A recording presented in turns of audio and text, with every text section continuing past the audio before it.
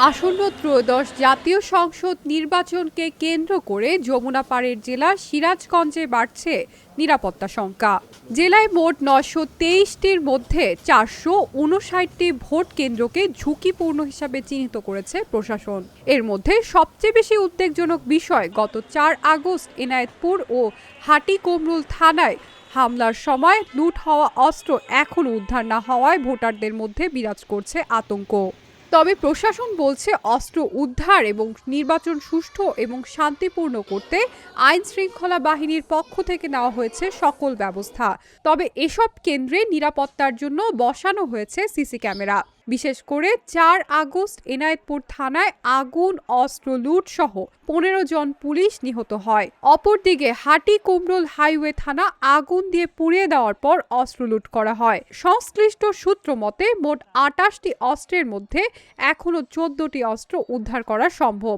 অনেকেই আবার প্রকাশ্যে ভোট কেন্দ্রে যেতে ভয় পাচ্ছে বলে জানান ভোটাররা। সিরাজগঞ্জের ২টা থানা থেকে অস্ত্র লুট হইলো বা হারায় গেল, এই জিনিসটা ভীতিকর। কেন ভীতিকর? অস্ত্র কোনো স্বাভাবিক কাজে ব্যবহার হয় না, আর অস্বাভাবিক জায়গায় গেলে তো আরও খারাপভাবে ব্যবহার হবে। অস্ত্র আইনি জিনিস, এটা আশা করি সাধারণ মানুষের হাতে না থাকাই ভালো। একটা জায়গায় একটু খটকা যে যদিও দিন ব্যবহার হয় অস্ত্রগুলা, সো দ্যাটস ওয়াই খুব তাড়াতাড়ি যেন অস্ত্রগুলো তারা সংরক্ষণ করে, তাই আমরা একটু শান্তি মতো ভোট দিতে পারি। জি, আমাদের ভয় কাজ করছে, আর আমরা চাই অস্ত্রগুলো দ্রুত উদ্ধার করা হোক, যেন আমরা সুস্থ পরিবেশে এবং ভয় ছাড়া আমরা যারা নতুন ভোটার তারা ভোট দিতে পারি।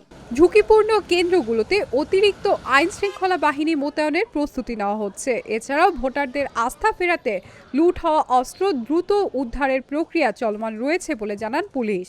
আমরা ইতিমধ্যেই এ ব্যাপারে কঠিন কার্যক্রম শুরু করেছি।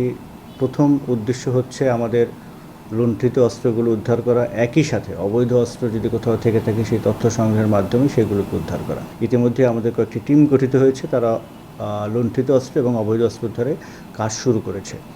আমরা আশা করি নির্বাচনের আগে বিগত বছরের নির্বাচনগুলোর মতোই আরও শক্ত করে, আরও কঠিনভাবে অস্ত্র উদ্ধারে আমরা আমাদের পদক্ষেপ গ্রহণ করব, ইতিমধ্যে করেছি। অবাধ, সুষ্ঠু এবং নিরপেক্ষ ভোট নিশ্চিত করতে হলে নিরাপত্তা পরিস্থিতির উন্নয়ন এবং ভোটারদের ভয় দূর করা এখন সবচেয়ে বড় চ্যালেঞ্জ।